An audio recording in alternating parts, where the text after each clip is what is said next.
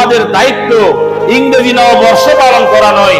আমাদের দায়িত্ব হচ্ছে মুহররম মাস যখন আসে, আমার নবীর হিজরতের মধ্য দিয়ে এই বিশ্বের মুসলমানদেরকে আমার নবী ইসলামী আইডিওলজি কিভাবে দিয়েছেন, আদর্শ কিভাবে দিয়েছেন, মুক্তির পথ কিভাবে দেখিয়েছেন, মুহররম মাস থেকে ইমাম হুসাইনের শাহাদাতের মধ্য দিয়ে আমাদের জন্য আল্লাহ কি পয়গাম পাঠিয়েছেন, এগুলো নিয়ে চিন্তা করা, এটাই হচ্ছে মুসলমানের সন্তানের দায়িত্ব। আমি আপনাদেরকে এই বিষয়টা একটু লাইট দিলাম। মান তাসাব্বাহা বিকওমিন ফাহুয়া মিনহুম।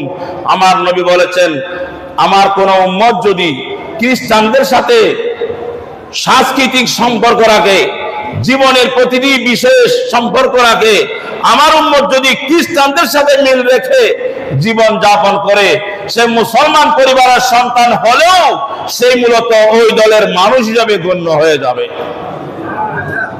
অতএব আমাদের কাজ ইংরেজি নববর্ষ উদযাপন করা নয়। আমাদের দায়িত্ব হচ্ছে আমরা যে হায়াতকে অতিক্রম করে এসেছি সেটা নিয়ে চিন্তা করা। এই জন্য হযরত ওমর আল ফারুক রাদিয়াল্লাহু আনহু ঈদের দিন সবাই আনন্দ করলেও দরজা জানালা বন্ধ করে উনি কান্না করছেন। উনি কেন কান্না করছেন? ঈদের চাঁদ দেখে নতুন যে মাস আসতেছে, শাওয়াল মাস, ওই মাসকে নিয়ে উনি কান্না করেন নাই। রমজান মাসটা যে চলে গেল, এই চলে যাওয়া মাসটাতে ওনার আমলের কি অবস্থা ছিল সেটা নিয়ে তিনি চোখের পানি ছেড়েছেন। সুবহানাল্লাহ।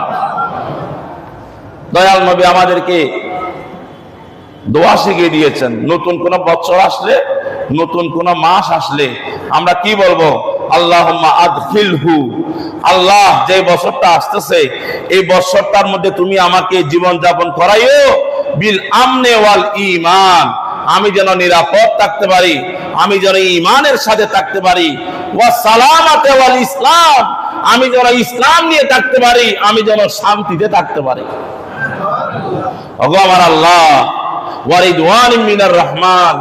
আমি যেন তোমার সন্তুষ্টি নিয়ে চলতে পারি, ওয়া জাওয়াজিম মিনাশ শাইতান। আমি যেন শয়তান থেকে দূরে থাকতে পারি।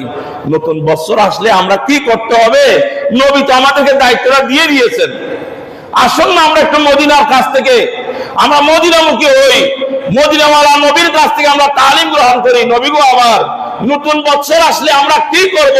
নবী বললেন, নতুন বছর আসলে আল্লাহর দরবারে হাত তুলে দোয়া করো, আল্লাহুম্মা আদখিলহু বিল আমনি ওয়াল ঈমান ওয়াস সালামাতি ওয়াল ইসলাম ওয়া রিদওয়ানিম মিনার রহমান ওয়া জাওয়াজিম মিনাশ শাইতান।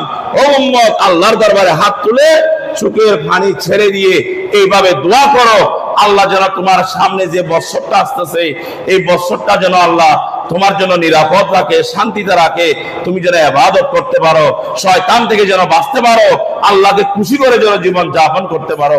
রব্বুল আলামিন আমাদের সবাইকে তৌফিক দান করুন।